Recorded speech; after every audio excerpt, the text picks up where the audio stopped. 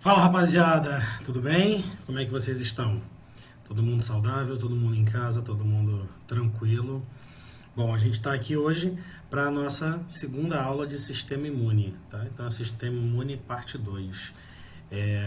Eu dei uma olhada lá na nossa plataforma, vi que a gente estava com problema no envio, então essa aula não tinha subido ainda. Então estou refazendo aqui. Seguinte, galera, já está aberto aqui para vocês, exatamente do ponto que a gente parou da última aula.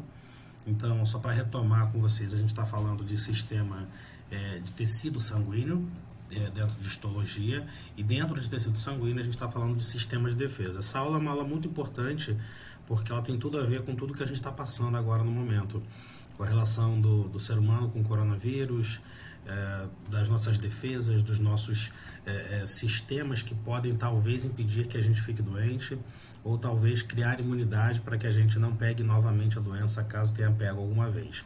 Então tem muita coisa interessante dentro, inclusive algumas coisas relacionadas à vacina, que talvez seja a nossa única possibilidade de salvação em relação ao coronavírus, tá? Então, de vez em quando eu vou olhar aqui para o lado, porque eu coloquei na minha segunda tela, para que eu possa ficar com uma tela maior e conseguir enxergar melhor e para ficar mais enquadrado aí para vocês também. Tranquilo? Bom, então a gente tem aqui, ó, logo no início, a parte falando sobre o sistema de defesa, e aqui tem alguns conceitos básicos que eu quero já inserir e começar com vocês. Eu quero primeiro que você saiba qual é o conceito de antígeno e qual é o conceito de anticorpo. Se liga, antígeno é todo corpo estranho, é toda substância estranha que entre no seu corpo e seja capaz, de alguma forma, estimular o seu sistema imune a trabalhar. Então, se você, por exemplo, faz uma tatuagem, tá? Se você faz uma tatuagem, aquela tinta que é jogada na sua pele, ela é uma tinta que vai ser reconhecida pelo seu sistema imune, vai ser combatida pelo seu sistema de defesa, e a gente pode então dizer que aquela tinta é uma espécie de antígeno, ok? É um conjunto de substâncias ali, pigmentos, que são estranhas ao seu corpo, são exógenas. Anticorpo é uma proteína que a gente produz, que o nosso sistema de defesa produz, depois do bom combate contra esse antígeno. Quando você passa por um processo de infecção, de seja lá o que for, é normal que você tenha a produção de proteínas especiais que se ligam perfeitamente com aquele antígeno e neutralizam aquele antígeno. Essa é a função do anticorpo, neutralizar o antígeno dentro de você e facilitar a destruição desse antígeno, tudo bem? Então a gente tem aí antígenos e anticorpos como sendo os responsáveis por uma das batalhas que acontece dentro do sistema de defesa. Bom, aqui tem uma frase interessante que é o seguinte: o sistema imunitário, conhecido também como sistema imune, é constituído por proteínas, células, tecidos e órgãos que trabalham em conjunto combatendo invasores infecciosos. Organismos pluricelulares possuem vários tipos de barreiras, tá? E o conjunto desses processos é chamado de resposta imune. Então, essa que eu falei agora, né, dos anticorpos e dos antígenos, é somente uma das batalhas que a gente trava ao longo do nosso dia a dia. Existem várias outras batalhas que a gente trava e existem várias outras... deixa eu levantar minha câmera aqui um pouquinho. E existem várias outras barreiras que a gente possui no nosso organismo. Bom, eu vou separar essas barreiras... chamando elas de barreiras físicas e barreiras químicas, tá? Por exemplo, a sua pele, ela é uma barreira física. Ela é uma estrutura, uma região que impede a entrada de substâncias diretamente nos seus tecidos mais internos e impede que você fique sendo contaminado constantemente dia após dia. Então essa aí é uma barreira física, tá? Eu vou pegar aqui um exemplo também bem famoso de barreira química. A sua lágrima que você produz no olho, ela é cheia de proteínas chamadas de lisozimas. E essas proteínas, né, essas enzimas aí, são muito boas, elas conseguem destruir muito bem bactérias. Então é como se a sua lágrima tivesse uma propriedade antibactericida. E aí ela protege uma região que fica muito exposta constantemente ao ambiente. Então isso é algo extremamente interessante. E aí a gente está falando de uma barreira química, no caso, né? Não uma barreira física. Bacana? Então, assim, tem várias delas, tá? A gente vai falar de praticamente todas elas nessa aula de hoje, mas eu quero já que você consiga fazer essa distinção na cabeça, o que é física, barreira física e o que é barreira química. Tranquilo? Deixa eu botar aqui. É que meu computador está um pouquinho... Opa, apertei um botão errado aqui.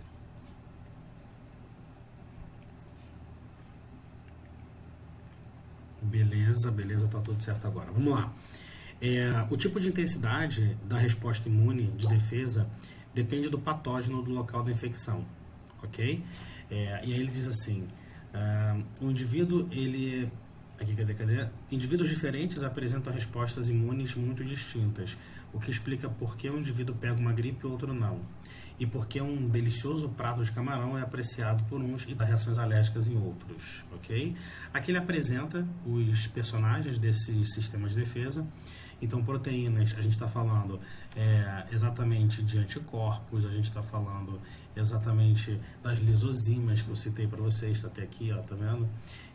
E também algumas substâncias, e essa aqui é legal. Essa aqui é legal para você poder já se ligar e contextualizar com a história do coronavírus. O que acontece, galera? Quando você é contaminado pelo coronavírus, o seu sistema de defesa, ele aperta um botão de alarme, ok?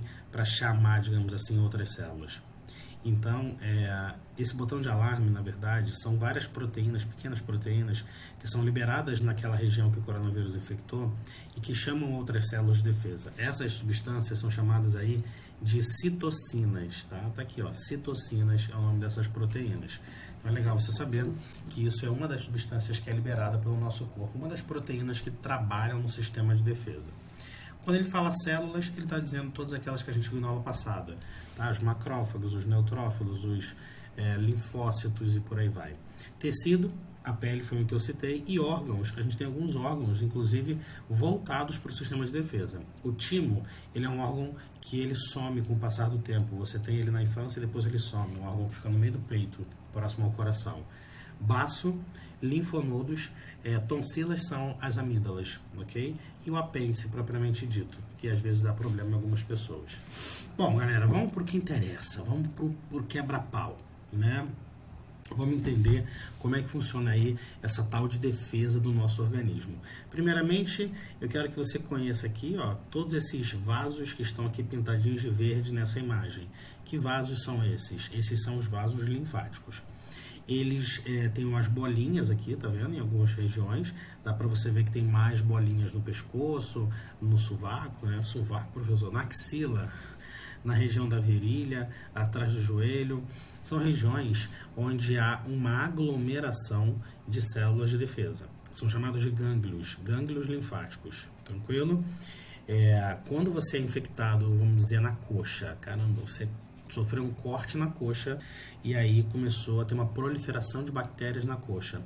O local onde tem mais células de defesa próximo da coxa é, digamos assim, no quartel-general que está ali na virilha, ou nos quartéis generais que estão na virilha, que são exatamente esses gânglios linfáticos que estão aqui, que eu estou passando o mouse. Então, aqueles gânglios vão ser os responsáveis por enviar as tropas de defesa para aquela região que você foi infectado. Por isso que a gente tem, em algumas regiões do corpo, esses gânglios, que seriam exatamente quartéis de acúmulo de células de defesa. Tranquilo?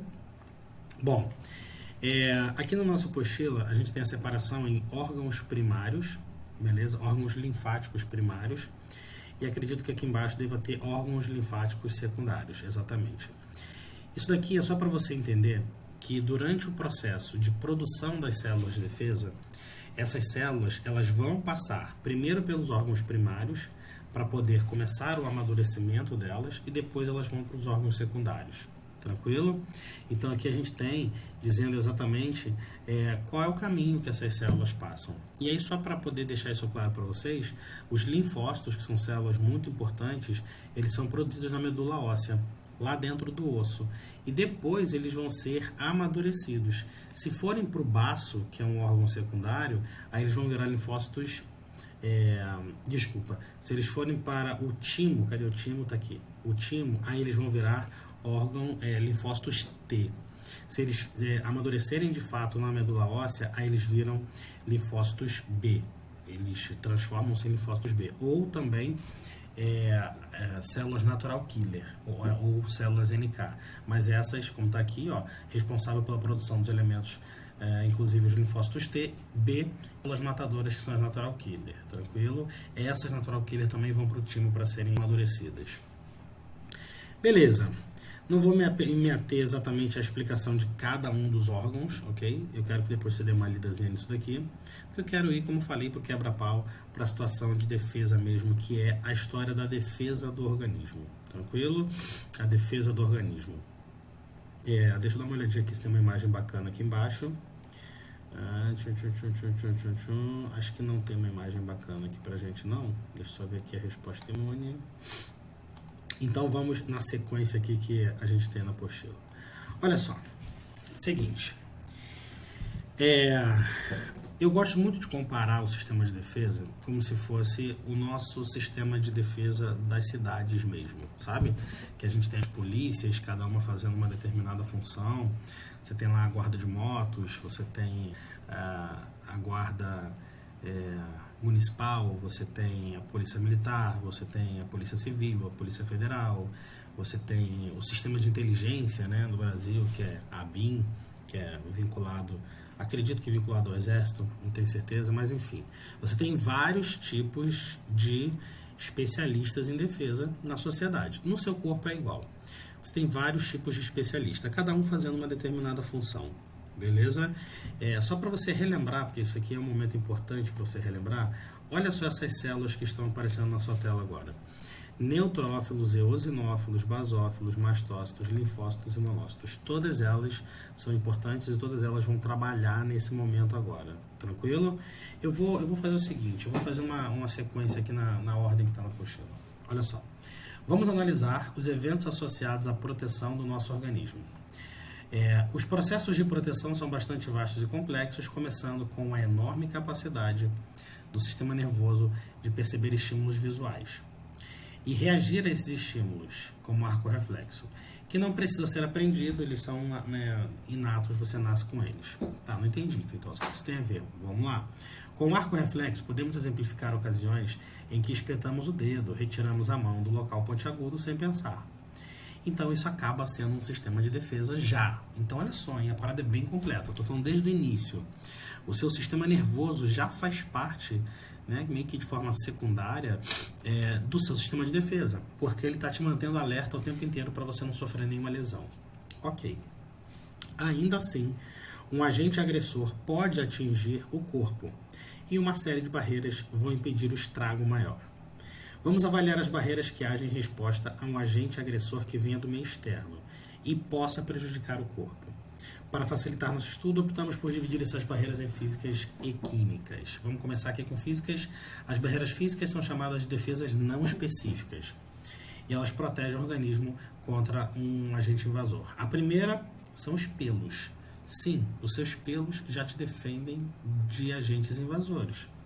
Esses filamentos de queratina, os pelos, revestem a pele e protegem contra o atrito. Eu hago com a mão na minha mesa e não estou assando, digamos assim, a minha mão. Porque eu tenho pelo, né? Pessoas que têm menos pelo podem ter mais problemas com isso. O frio também, o pelo ajuda a proteger, e agentes microbianos, até bactérias. Nas narinas, aqui no nariz, os pelos são chamados de vibriças e filtram o ar impedindo a entrada de elementos estranhos à nossa respiração.